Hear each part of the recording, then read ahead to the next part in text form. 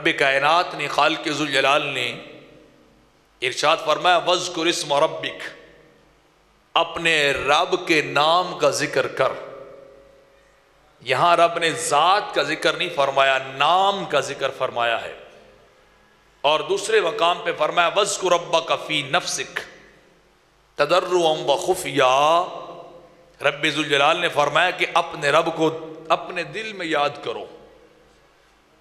تو جو آیا کریمہ جس کو میں نے موضوع سخن بنایا ہے، اس میں اسم کے ذکر کا حکم دیا گیا ہے، اور الاعراف کے اندر رب کائنات نے فرمایا وَاذْكُرْ رَبَّكَ، فرمایا اسم کو یاد نہ کر، براہ راست رب کو یاد کر، مالک کائنات کو یاد کر۔ تو وجہ فرق کیا ہے؟ ایک جگہ پہ اللہ رب العزت نے ارشاد فرمایا کہ اس کے اسم کو ذکر کرو، اس کے نام کی مالا جپتے رہو، اور دوسری جگہ فرمایا نہیں، اب نام کو بھی چھوڑ کے براہ راست مالک کا ذکر کرو۔ مفسرین کرام فرماتے ہیں،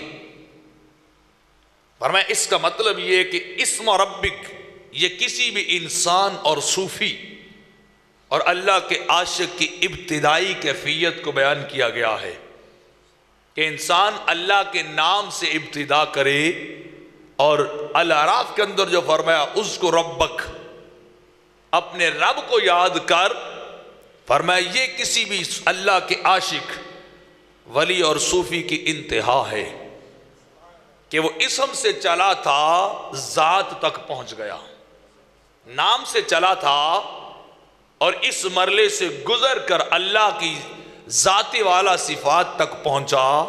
تو ابتدا نام سے ہے، انتہا ذات پہ ہے۔